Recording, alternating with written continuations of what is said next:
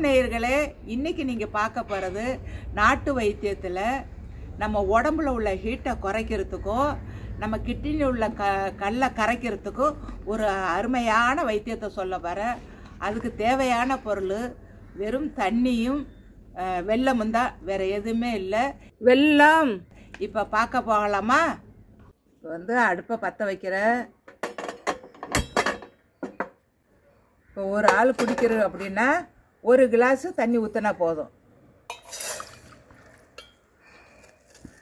ஒரு கிளாஸ் ஊற்றினா போதும். இவ்வளோ சர்க்கரை போட்டால் போதும். அது நல்லா கொதிக்கட்டும். இது நல்லா கிண்டி விட்டுங்க. நல்லா கொதிக்குது. இன்னும் கொஞ்சம் தண்ணி வற்றட்டும். தண்ணி சுண்டிருச்சு. அடுப்பை ஆஃப் பண்ணிடுறேன். இது வடிகட்ட போகிறேன். ஏன்னா அடியில் மண்ணுக்குன்னு இருக்கும், அதனால் வடிகட்டிட்டா நல்லது. பார்த்தீங்களா? இப்போ ரெடி ஆயிடுச்சு. நான் கொஞ்சம் சாப்பிட்டு பார்க்குறேன்.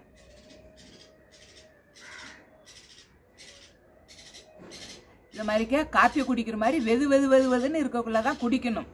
அப்போ தான் அது அந்த சூடோடு போய் அதில் நம்ம கிட்னியில் கல் இருந்தாலும் அதை கரைச்சி விட்டுடும்.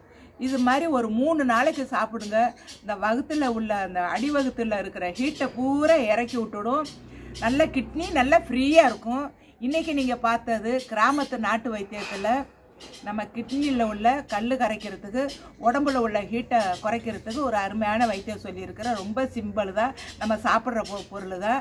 இதே மாதிரி அடுத்து ஒரு டிஃப்ரெண்டான ஒரு நாட்டு வைத்தியத்தோடு உங்களை அனைவரையும் சந்திக்கிறேன். இந்த வீடியோ பிடிச்சிருந்தா லைக் பண்ணுங்கள், கமெண்ட் பண்ணுங்கள், ஷேர் பண்ணுங்கள், மறக்காமல் சப்ஸ்கிரைப் பண்ணுங்கள்.